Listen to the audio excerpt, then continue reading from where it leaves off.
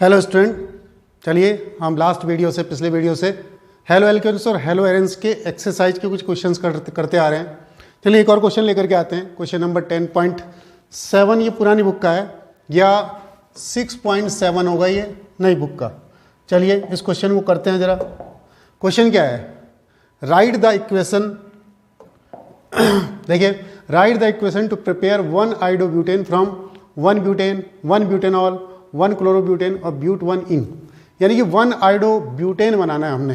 किससे? 1 ब्यूटेनॉल से, 1 क्लोरोब्यूटेन से और ब्यूट 1 इन, इससे बनाना है हमने 1 क्लोरोब्यूटेन। एक काम करते हैं, पहले बीच वाली रिएक्शन को कर लेते हैं क्योंकि ये रिएक्शन आपकी पढ़ी हुई रिएक्शन है और सभी जानते हैं इस रिएक्शन को, तो हम यहाँ से स्टार्ट करते हैं इसको। तो चलिए, हमने बनाना है आइडोब्यूटेन। तो आइडोब्यूटेन को मैंने यहाँ लिखा CH3 CH2 CH2 CH2I, और किससे बनाना है हमने इसको? क्लोरोब्यूटेन से। तो CH3 1 chlorobutane, CH3 CH2 CH2 CH2 और Cl। ये रिएक्शन सभी लोग जानते हैं कि कैसे यहाँ पर I आ जाएगा Cl की जगह।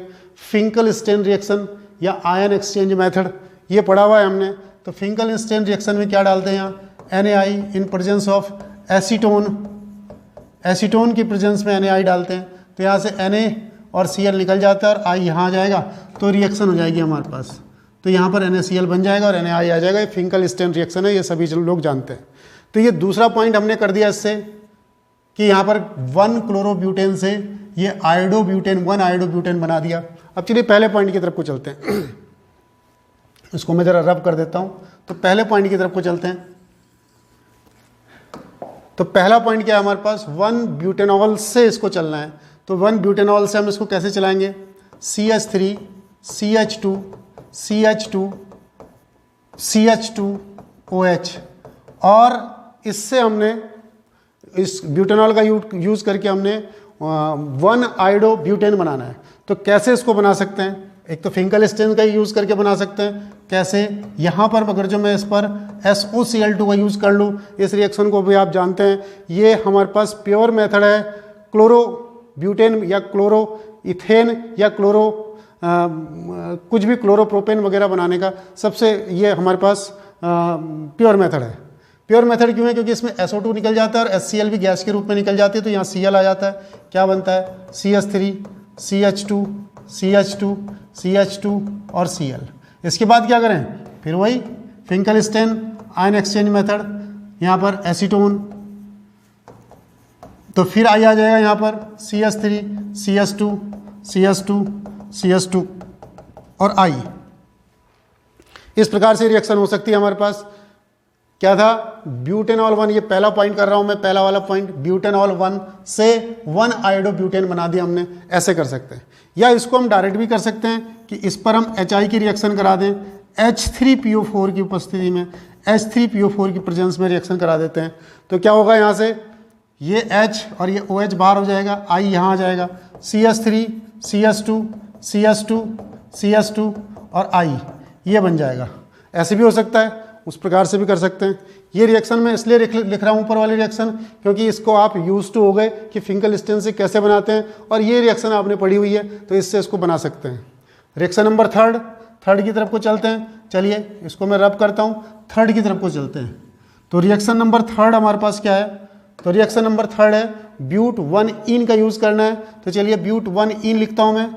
तीसरा नंबर रिएक्शन है ब्यूट 1 इन, CH2 double bond CH single bond CH2 और CH3। पहले वही फिंकल-स्टेन की तरफ को चलते हैं। तो फिंकल-स्टेन के लिए यहाँ पर मेरे को ब्रोमीन क्लोरीन वगैरह चाहिए। तो हम एक काम करते हैं, इस पर HBr की रिएक्शन करते हैं, और HBr की रिएक्शन करने पर मेरे को ब्रोमीन को यहाँ पहुँचाना है। अगर मैं केवल HBr की रिएक्शन कर दूं यहाँ पर, तो यहाँ पर ये मार्कोनिकॉफ का रूल लगेगा, और मार्कोनिकॉफ का रूल ये कहता है कि इन दोनों में से जो नेगेटिव पार्ट है वहाँ जाएगा जहाँ सबसे कम हाइड्रोजन है, तो ब्रोमीन यहाँ जाएगा। यहाँ नहीं चाहिए मेरे को, तो 1 नंबर पे चाहिए। तो इसलिए यहाँ पर क्या करते हैं हम? पेरोक्साइड की प्रेजेंस में रिएक्शन करते हैं। तो पेरोक्साइड की प्रेजेंस में रिएक्शन जब कराते हैं तो ये हमारे पास मार्कोनिकॉफ नहीं, अब एंटी मार्कोनिकॉफ रूल लगेगा, और इन दोनों में से जो नेगेटिव पार्ट है वो यहाँ पर जाएगा, यहाँ इधर पॉजिटिव पार्ट आएगा यहाँ पर, तो नेगेटिव पार्ट यहाँ पर आएगा। तो क्या हो जाएगा? Br, उसके बाद CH2, और ये H यहाँ पर आ गया, तो फिर CH2 और फिर CH2 और फिर CH3 ये आ गया। फिर फिंकल-स्टीन रिएक्शन लगा देते हैं NaI एसीटोन की प्रेजेंस में, तो अब की बार क्या हो जाएगा, यहाँ से Na और Br निकल जाएगा, I यहाँ आ जाएगा, तो वही 1 आइडो बन जाएगा, I CH2 CH2 CH2 और CH3। एक तो मेथड यह है कि इस प्रकार से हम इसको बना सकते हैं। दूसरा क्या करते हैं हम इससे, नंबर 2, इस पर हम H2 की रिएक्शन कर देते हैं निकिल की प्रेजेंस में, तो H2 की प्रेजेंस, तो इसका हाइड्रोलिसिस, इसका हाइड्रोजनीकरण हो जाएगा इसका, तो यहाँ से एक हाइड्रोजन यहाँ आ जाएगा, यहाँ एक हाइड्रोजन यहाँ आ जाएगा इसमें, तो एक दोनों पोजीशन पर एक एक हाइड्रोजन भेजते हैं, तो CH3 CH2 CH2 और CH3 ये बन जाएगा हमारे पास। ठीक है, ये बन गया हमारे पास। इसको क्या बोलेंगे हम, नॉर्मल ब्यूटेन, तो ये हमारे पास ब्यूटेन बन गया। अब नॉर्मल एल्केन से या ब्यूटेन से हम कैसे बनाते थे, हम जानते हैं कि इस पर हम काय की रिएक्शन कर देंगे, हम I2 की रिएक्शन कर देते हैं। तो जब इस पर हम I2 की रिएक्शन करेंगे क्या बनेगा, CH3 CH2 CH2 CH2 I और प्लस HI ये बनेगा, यहाँ से एक H निकलेगा I, लेकिन ये HI प्रॉब्लम करता है, इसको वापस चेंज कर देता है इसमें, इसलिए इस HI को हटाने के लिए क्या डालते थे हम यहाँ पर, हमको मालूम है यहाँ HNO3 डालेंगे। तो ऐसे भी इस रिएक्शन को कर सकते हैं, यहाँ से पहले ब्यूटेन पे पहुँचो और ब्यूटेन पर इसकी रिएक्शन कर करके यहाँ पर पहुँच जाओ, या इस रास्ते से पहुँच जाओ। ये रास्ता हमको यूज टू है, क्योंकि हम बार बार फिंकल-स्टीन रिएक्शन का यूज़ कर पा रहे हैं, तो इसलिए इस रास्ते से भी जा सकते हैं। तो ये हमारा क्वेश्चन नंबर 10.7 पुरानी बुक का और 6.7 नई बुक का क्वेश्चन है NCERT की बुक से। तो आज के इस वीडियो में इतना ही। थैंक यू, धन्यवाद।